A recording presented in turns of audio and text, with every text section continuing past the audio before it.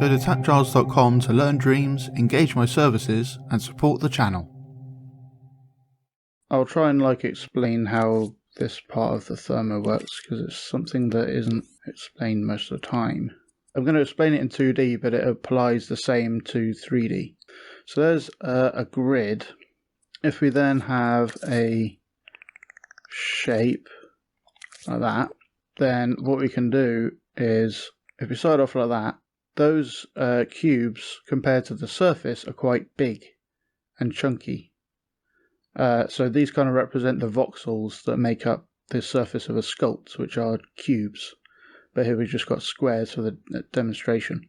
So these are really big and chunky, so there'd be quite large flecks to kind of match the size of the these squares. If we go here, adjust detail, and increase the detail of this sculpt, then it's like scaling this down. So now each cube has a smaller area of the surface, and we have more detail, and the flecks will be smaller. If this was really large, the beak would be one block, but if this was smaller, then that beak will be 1, 2, 3, 4 blocks, and it will have a more defined shape and be less flecky. On the other hand, if we start out with this size sculpt and we add stuff to it, and we just have a second duck shape over here, this has got to scale up to still encompass all the shapes, including that shape and that shape, all the shapes. So this has got to scale up. So you go like that, and then it should be obvious, this is now the beak is only one square again. So it actually becomes lower resolution because it's got to cover this larger area. But cool thing is, if you then keep adding like that, it could still fit within that grid, and we could even add more stuff over here. So it won't need to become lower resolution to fit all those ducks in.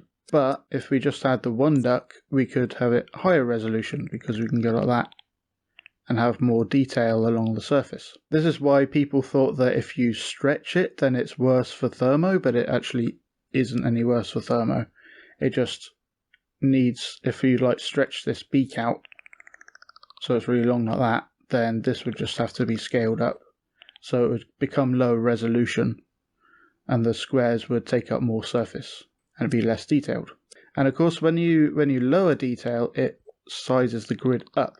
So you can get lower and lower detail, use less and less graphics thermo, because it uses fewer of these squares on the grid. But then you raise the level, and then it can't go any smaller than that. It can't get any more detail than that. You could see a demonstration of it lowering the resolution like we talked about over there. If you have a shape and then you have another shape that's really far away, you can see it's actually lowering the resolution. As we get further away, the flecks are getting bigger and bigger. And this is, I'm not doing anything but moving it further away, because it has to make that grid, has to scale up the grid, which means each square in the grid is a smaller part of the sculpt, so it's more big and chunky and flecky. So it does that automatically when you make it bigger, use a larger area. So there's that, and now it's lower resolution, but then I can go in and manually up the resolution again. Like that. Thanks for watching. I hope you learned something interesting. Go to patreon.com/tapgiles to learn something new every day.